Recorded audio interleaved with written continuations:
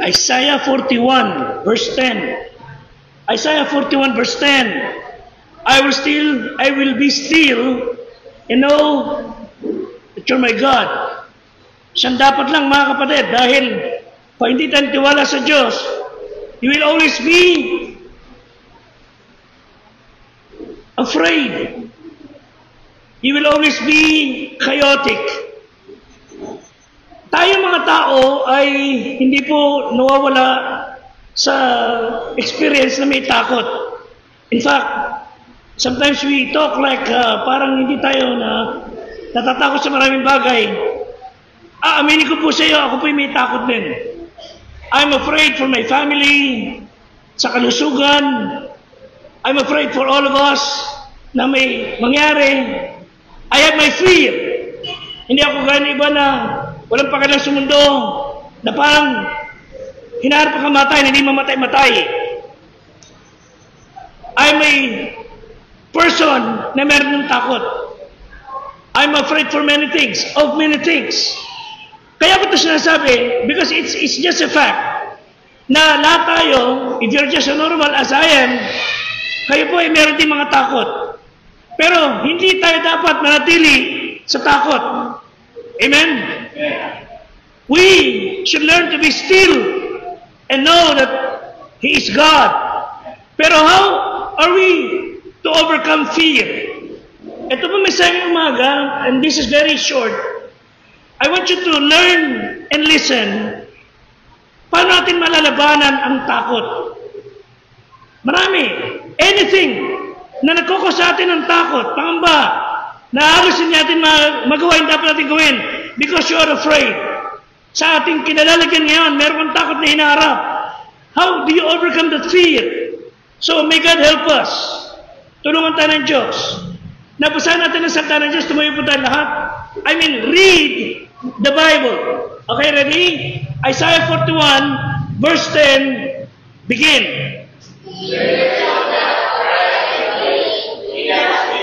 For I am thy God, I will strengthen thee, yea, I will help thee, yea, I will uphold thee with the right hand of my righteousness. Now, let's read that in Tagalog. Tinan yung salita ng Diyos. Begin. Huwag kang matakot sapagkat ako'y sumasa iyo. Huwag kang manglipaypay sapagkat ako'y iyong Diyos. Aking palakasin ka, oo, aking tutulungan ka, oo, aking aanlayan ka ng kanang kamay na ang atwiran. Amen? That's God telling you, huwag kang matakot. Tayo lang tayo magsilpo. Ang biyaya ng Panginoong Diyos, Ama sa langit, ay sumaatin sa pangalan ni Kristo ang ating Diyos at tagapagligtas. And most of us Christians enjoy reading such verses. Ang daming talata sa Bible that whenever we read such words, yung ating puso na nababagabag ay nakakalma. Maraming Kristiyano na kapag humarap sa mga nakakatakot na pangyayari, they would turn to these words and they would read, for thou fear thou not. And whenever they read that words, nawawala ka ng takot. Lalo ng pandemic. Nung magsimula ideklara ang pandemic 4 years ago, nakulong ang mga tao sa Pilipinas sa kababayan nila. At napakaraming nagutom. Kapwa naming pastor, dumadaing, humingi ng tulong, hindi ka makagalaw. Kumakarat ang sakit na hindi mo alam kung anong solusyon. We are all afraid. Salamat lang sa Panginoon sa mga verses na nagpatapang sa atin. Pag ikay binababa ng takot, mawawala ka sa sarili mong tamang pag-iisip. Wala ka ng direksyon. Again, whenever we read such verses, ano sabi ng Panginoon? Huwag kang matakot sapagkat ako'y sumasa iyo. Huwag kang manglipaypay sapagkat ako'y iyong Diyos. Aking palalakasin ka. You are weakening. And God is telling you, palalakasin ka. Nanlalata ka. Nanlulupaypay ka. Sabi ng Diyos, ako yung Diyos. Na parang wala kang kasama, walang mamalasakit. I am your God. Ito sabi ng Diyos. These are comforting words. And 5 times, sinabi ng Diyos yan. Sabi niya, I am with thee. I am thy God.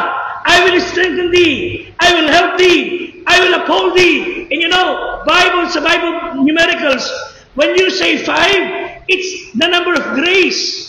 Biyaya. God is telling you, ako'y sumasa iyo, ako yung Diyos, palalakasin kita, tutulungan kita, gagabayan kita. Mga kapatid, kung yung tatay mo, sinasabihan ka ng ganyan, mga kaklase mo sa school, sinasabihan ka ng ganyan, pumapayapa ang kalooban mo, sinabihan ka ng kapitan o ng mayor sa iyong problema, sinabihan ka ng ganyan, napapayapa ang kalooban mo. Mga kapatid, tao lang napapayapa ang kalooban mo. Why not believe God? He is telling you, I will help you. Diyos ang nagsasabi. And the reason God used the word I so many times, dahil sa panahon ng ating stress and difficulties, you feel so helpless.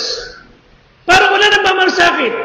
But God, who is not helpless, nangungusap sa atin, sinasabi sa iyo, ako mismo magpapalakas sa iyo. Ako mismo patitibayan ka. Ako mismo kasama mo. Amen? Meron tayong mga pastor din. Ginagamit yung mga verse na yan.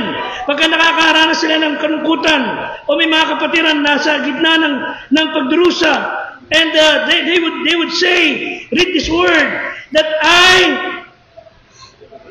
will help thee.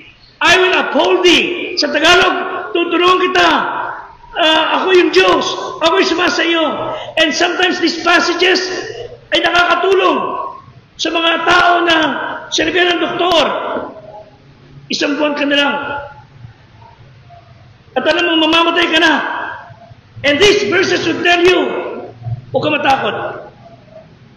Some fear death every day of their lives. Isang tao by the name of Alfred Krupp, ayon sa isang nabasa ko, isa sa manufacturer, mayaman siya, pero ang isang bagay sa kanya na hindi makalimutan na kanyang mga tauhan, masyado siyang takot mamatay. Sa kanyang negosyo, sa kanyang tahanan, bawal na bawal kayo mag-uusap sa kanyang paligid. in His presence patungkol sa kamatayan, or else tatanggalin niya sa trabaho. Dahil sa kanyang takot sa mamatay, napakaraming ginawang mga pag-iingat para hindi siya mamatay. Meron siya kamag-anak ang tumira sa kanya at nagkasakit at namatay. Mula nun, lumipat na siya ng bahay. Sabi niya, hindi na ako titira dyan. May namatay na dito. Aalis na ako dito. Lumipat na tayo. Mga kapatid, kahit saan ka magpunta, hindi mo maiwasan ang kamatayan. There's a story. Isang alipin, inutusan na kanyang Arabian na amo, pumunta ka sa marketplace and you get some things para sa ating bahay. Punta siya, dali niya kabayo niya. At pagbaba niya, bumili siya ng mga gamit. Mamaya-maya, meron siya nakita. Halos mamatay siya sa takot. Malaki nilalang, nakahud. At nung makita niya pagmumukha, bungo. At talaga nagkulay suka siya. Takot na takot siya. Sabi niya, nakita ko si kamatayan. Pilit siya natago. Sa tingin ulo sa ulo niya, nakikita niya naman si kamatayan. Takbo siyang pilit. Pag nandun siya, nakita na naman niya. Na parang nakatingin sa kanya. Sabi niya, mamamatay niya ata ako. Uwi siya sa kanyang bahay. Nanginginig siya sa sakot. Kulay suka siya. Sabi niya, mahal na boss. Pwede ba remember ko na kabayo mo? Yung pinakamatapang at pinakamabilis na magbo. Lalayas na muna ako rito. Sabi, ano nangyayari sa'yo? Please, parang awa mo na. Ano ba nangyayari sa'yo? Tuk siya ng palsyak. Napalsyak tawan. Ano ba nangyayari? Boss, nakita ko sa palengke si kamatayan. Ha? Yun lang nakita mo, ano itsura? Nakapangihilapod po, kitang natakot. Nakita ko si kamatayan. So ngayon, pero hindi po ko nakabayo. Lalayas muna ako, pupunta muna ako sa malayo. Eh, saan ka magpupunta? Sa Samara. Sigurado ko, ha? Nakita mo si kamatayan? Opo, please naman, parawan niyo na. Kasi ako naman yung pinakamalaking kabayo dyan. Yung mola. Lumayas ka. Babalik ka, ha? Opo. Takbo siya, kumakaripas. Punta nun sa punta? Samara. Sabi ng boss niya, hindi mas si Masyo kayong balbas. Hindi yata ang aking matapang na alipin ay napakaduwag ngayon. Tinan mo ako sino ka natatakutan ito. Baka ito nalipasan na ng gutom. Punta sa palengke. Sino ba nakakita niya? Naku na makakita niya, siya rin muntik siya hinimatay sa takot. Oh. Sabi niya, ano? Nakakatakot nga, nakapanghilakbot. Isang malaking nilalang. At nakatingin sa kanya, malayo naman. Nilabaran niya kanyang takot, sabi niya, palagay ko ito, nakita na alipin ko. Tinapangan niya sarili niya, lumapit siya. At talagang buong tapos, sabi niya, Brad, ikaw ba si kamatayan? At inalis yung kanyang hood. At talagang nakita niya bungo. Hindi kalabutan siya, sabi niya, ako nga po si kamatayan. Talagang natakot siya. Sabi niya sa isip niya, talaga pala din siya yung aking alipin. Ako nga po si kamatayan, ano po ba may paglilingkod ko sa inyo? Tinapangan niya, sabi niya, tinakot ba alipin ko? Bakit ba tinakot? Pagpaman niyo po, boss, hindi ko siya tinatakot, hindi ko siya dyan siya takutin. Nagtatakbo eh. Nagwawala eh. Nanginginig sa takot, dahil nakita ka niya. Natakot siya sa iyo. Pasensya po kayo. Wala po akong sadya sa kanya rito. Ang sadya ko po talaga sa kanya, mamaya, sa Samara. You see? Tinatakas-takas nyo kamatay, hindi pala kayo pupunta. Ngayon, nag-uusap tayo ngayon, baka mamaya, ikaw na nakakahon, may salamin pa. Ano siya sabi natin? Fear of death. And there are people who live every day na may takot sa kamatayan. Hindi naman talaga naiwasan. Dahil ang kamatayan ay isang nakatatakot na bagay sa isang hindi Kristiyano. Bakit to? Kasi hindi nyo alam kung ano mangyayari sa'yo pagkatapos sa mamatay. Pero sa isang Kristiyano, pag tunay kang Kristiyano, pag ikinamatay, you will go to heaven. Amen? Malungkot, masakit na maghiwa-hiwalay. Pero yung isip mo na ikay po namatay, you are just entering another way. You are just opening another door. You are entering your mansion in heaven. Mga Kristiyano, pa ikay namatay, malungkot man, magkikita ulit tayo sa langit. Sigurado yan.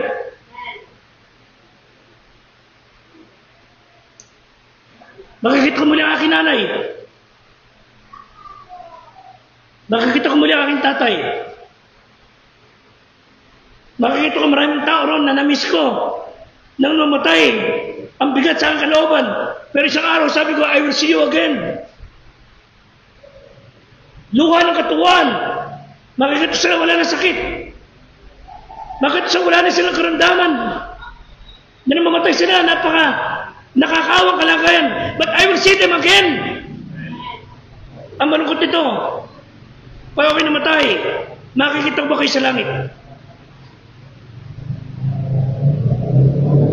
Si Kristo po ay naghandog na kanyang buhay para kayo ay dali niya sa langit. Pag tinanggay niyo si Kristo, wala siyang choice. Kundi payagan na kayo, hayaan na kayo, mapunta sa impyerno. Some people fear death every day. Some people are afraid of going old. Ang takot nila, baka tumatanda na ako. Naku, tumatanda na ako. Bakit kaya siguro kayo ganon? Stop growing old.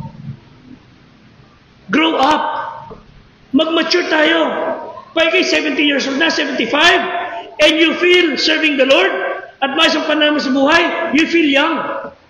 Amen? I know of some people, 100 years old, mag-ate sa church, masaya, nakikipagkwentuhan pa. Hindi sila edad 120, edad 20 anyos. Kasi Kristiyano sila. Huwag kayo matakot pagtanda. Mga kapatid, grow up.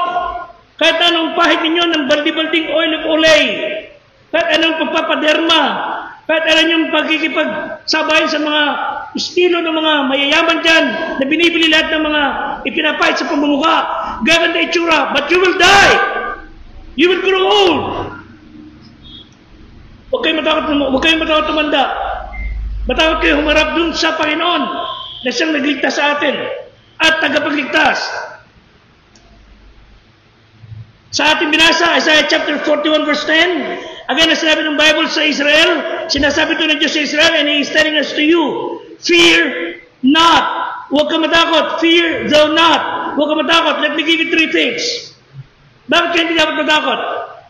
Dahil yung presensya ng Diyos ay nasa iyo.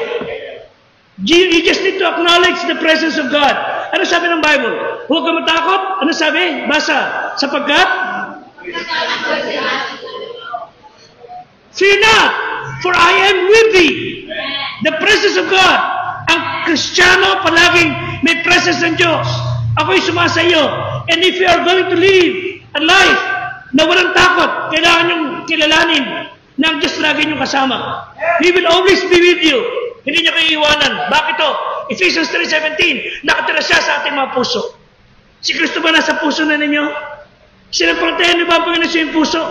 Are you sure na ba ikay namatay, pupunta ka sa langit? You make sure. Hindi po church ang magdadala sa iyo sa langit. Si Kristo. Hindi pong church na ito. Hindi po yun yung church. Okay? Ang magdadala sa iyo sa langit ay si Kristo. Siya ay titira sa inyong mga puso by faith. Hindi po sabi ng Bible. So when you become aware na ang presensya ng Diyos ay sumasa iyo, magbibigay ito ng tapang. Okay? Basahin natin muli na si Kristo ay manahan sa inyong mga puso sa pamamagitan ng pananampalataya upang kayo maugat at tumibay sa pag-ibig. Isa pang talata, Hebrews 13, verse 5 and 6. Hebrews 13, 5 and 6. You don't need to fear. Church, listen. How do you overcome fear? Acknowledge the presence of God. Panginoon, alam ko po, nandito ka sa aking puso. Amen? Whenever you are afraid, natatakot ka, sabi mo sa sarili mo, Fred, ang Diyos nasa iyo. Ba't mo natatakot? Basa, mga kapatid. Begin.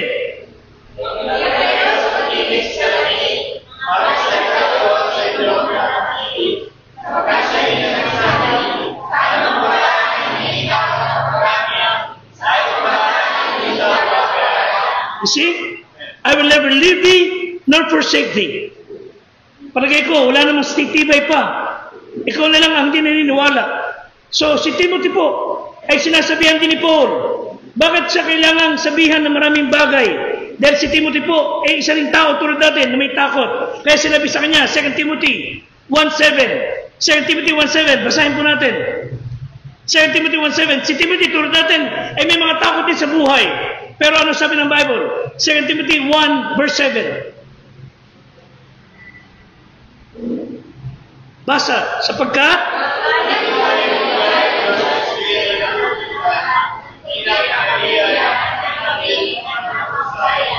you have the power of the Holy Spirit Huwag ka matakot. The prophet Isaiah, again, sinasabi niya, fear thou not, I am with thee. Si Kristo ay nasa sa atin. So in order to overcome, mapaglabanan, mapagtagumpay ng takot, we have to acknowledge the presence of God. Kailangan kilalanin mo, ang Diyos ay sumasa iyo. Second, we need to trust the power of God, ang kapangyarihan ng Diyos. Balik po tayo sa Isaiah chapter 41 verse 10. Ano sabi ng Bible? Be not dismayed. Okay? Huwag kang malupaypay. Remember, para malabanan ang takot, trust the power of God. Not only acknowledge the presence of God, secondly, trust the power of God. Huwag kang malupaypay. Ano yung bakit? Huwag kang malata. Huwag kang matismaya. Bakit? Ako ang Diyos mo. Okay. Ako yung Diyos. Hindi ako pangulo mo, hindi ako kapitan mo. Ako ang Diyos mo. I am the powerful, the most powerful, the Alpha and Omega. Bakit ka natatakot? In time of slavery, Isaiah was telling the Israelites, makalmante ka.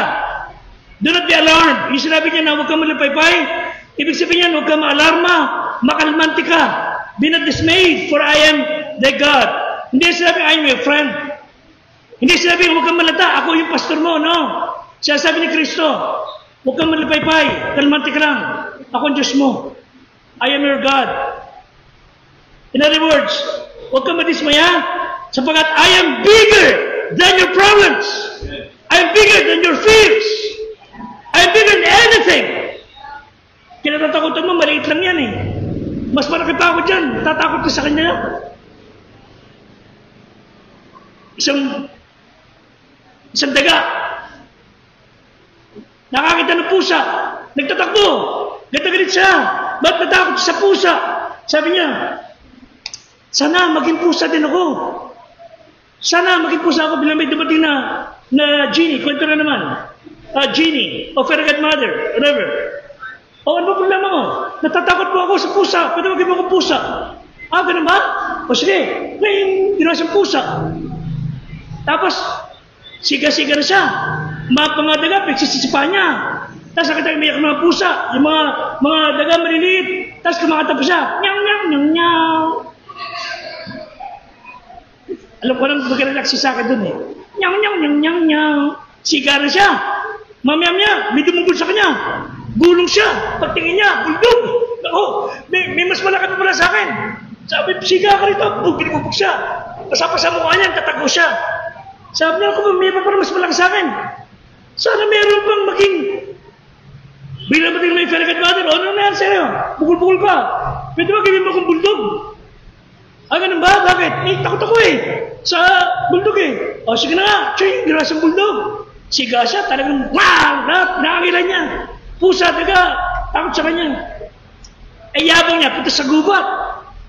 Lahat, inaangilan niya, tatakbo sa kanya. Mamaya, sumipa sa kanya, gulong naman siya. Pag makita-kita niya, uli yun. Pagka nakita ito, lalapangin kita. Alis siya. Punta siya ulit sa gubat, nakakita sa bilbog siya. At ulit punta siya, munti siya nilapa. Parang ako mo na, hindi na ako pupunta rito. Takbo siya sa kanyang lugar, sa lungga. Nag-iiyak siya, sabi niya, fairy godmother, nasan ka? Nagpakita ng fairy godmother, kakamot-kamot ulo. Ano ba problema mo? Natatakot ka na naman. Ano gusto mong gawin ko sa'yo? Pwede mo gawin mo kung leon? Ha? Ikaw sa ginawa sa leon. Ay, talaga na maging sa leon, ang yabang niya. Sumobra ang yabang niya. Bayan, kagubatan, lahat nagbububog niya, lahat makukuha niya. Ilang taon siya nag-ari. Mamaya-maya, tatakbuhan mga hayop. Sabi, ba't natatakbuhan? Hindi man ako nagwawala sa inyo. Tumakbo na. Maya-maya, ayaw tumakbo. May tumapak sa kanya. Elepante! Tinusok siya ng husk, ng tusk. Pag nakita pa kita ito, tutuhugin kita. Nice! Ibinalibag siya, sugatan siya. Tapos, iyak na naman siya. Doon siya sa lunggaran naman niya. Pero pa pala mas malaki sa akin. Ganun siya. Fairy godmother, nasan ka? Dumating na yung fairy godmother niya. Ano naman? Ano mangyayari, di ba? Ito mo, elepante. Ito talaga, ha? Last na to, ha? Pedro ka, ha? Last na to, ha? Pedro kasi pangalan, eh. Pag ikaw talagang, isa na lang. At ginawa siyang malaki elepante. Mula noon, naging siga na siya sa buong kagubatan, naghari siya, tagal panahon, at nagawin siya sa malapit-lapit sa mga kabahayan. Nako, tapos na istorya. May nakita siya, elepante siya, may nakita siya, at siya nagmuhay kulay suka. Nagtatakbo siya na malayo at ang babangga niya nasira. Nagtatakbo siya at nagbalik siya sa lungga niya. Hindi siya makatawag sa fairy godmother. Umiyak siya, takot na takot siya. At yung fairy godmother napakita. Gagal-gagal. O, ano nga? Ano ka na? Ha, Pedro? Ano na? Ano nakita mo? Ba't nandiyan ka? Nakalaki mo? Nagkukutot ka dyan? Nakakita ko ng daga eh. Takot pala yung daga, yung elepante sa daga. O, huwag mo sabihin gawin kitang daga. Daga ka na nga dati, di ba? Ano ang problema sa'yo? Duwag ka. Ang puso mo, duwag. Ang kailangan sa'yo baguhin, hindi itsura mo. Ang bagbaguhin sa'yo, dapat puso mo. Amen? Pag nabago ng Diyos ang puso ng tao, magbabago yun ng lubusan. Hindi na kailangan na rehab dyan, hindi na kailangan ng bagay, hindi na kailangan bantayan may FBI, hindi na kailangan takutin. Pag ang tao na naging Kristyano, magbabago yan. Dahil babago ng Diyos sa kanyang puso. Sabi ng Panginoon, fear not, for I will be with thee. I will be your God. Number 3 and the last. Kaya po sabi, sa huli, aking tutulungan ka, aking palalakasin ka. So not only acknowledge His presence, pangalawa, trust His power. Number 3, recognize your potential. Hindi mo kaya, kaya tutulungan kita. Aalalayan kita. I will help you reach your potential. I will strengthen you. I will help you. Do you know why God kailangan tayong palakasin? Ha, church? You know why? Kailangan palakasin, kailangan patibayin, kailangan alalayan ng Diyos. You know why? Sapagkat mahina talaga tayo. We need to recognize we are weak and frail. Isang bata, 5 taon, inutusan na nanay niya dahil niluto. Naku, Johnny, kukuha mo ako sa cabinet ng cream. Ang tawag yung Nestle cream. Huwag na tatatakot ako, nanay. 5 years old. Hindi, matatakot ka. Ando si Jesus sa cabinet. Ha? Punta siya. Madilim. Gagano siya. Buksan niya. Sabi niya, Jesus, dyan po kayo sa loob. Abot mo na nga lang sa akin. Tatakot siya. Everyone could be fearful. Everyone, kahit malalaking tao, sikat na tao, may mga takot sa buhay. At pagka na-realize natin na tayo may takot, God will help you. Ayaw ng Diyos tulungan ng taong ayaw magpatulong. Ano sabi ng Psalm 56, verse 3? Psalm 56, verse 3. There are people who could ride expensive cars, magaganda bahay, lahat ng gamit ay first class, pero nababalot din ng takot, hindi kayang baguhin. Ito sabi ng Bible, basa.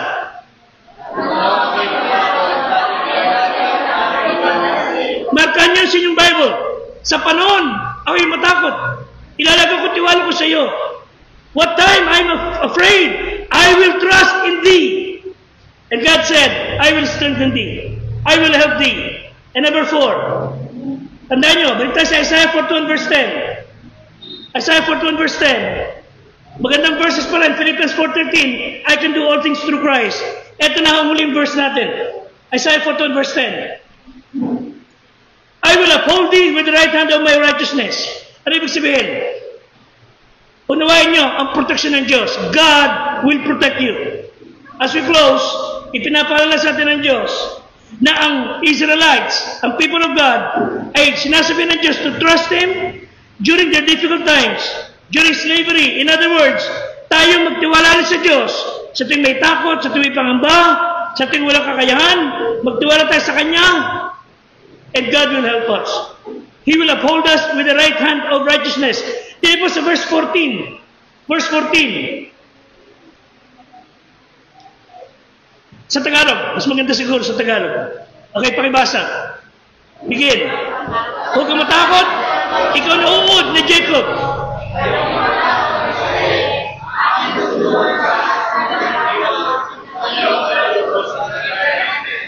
God was telling him, Jacob, ikaw'y mahina ka. Para ka ng uod.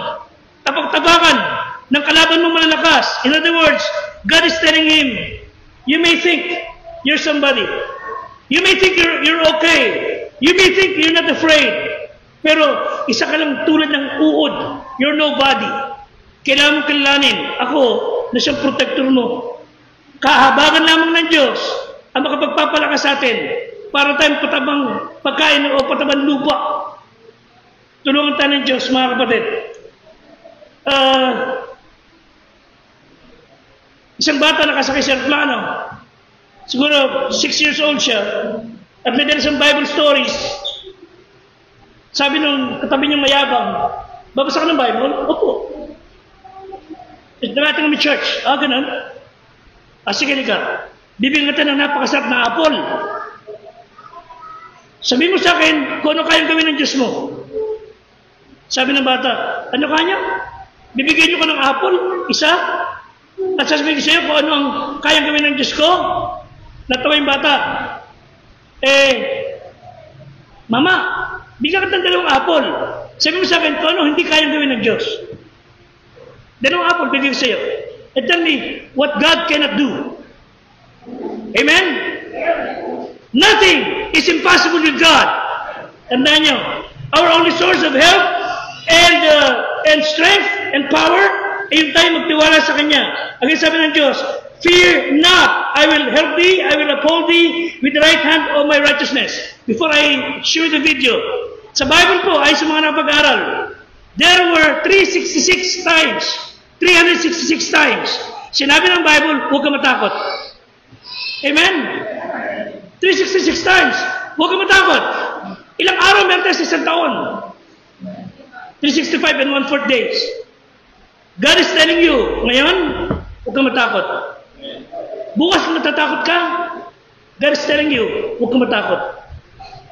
Every day, God is telling you, fear not. At kung sakali na magpasta ng isang araw ng mundo, God is telling you, if you're afraid, fear not. I will help you. I will be with you. Hindi kita pababayaan. Tayo natin tumayo. Before I show you the video, let's pray.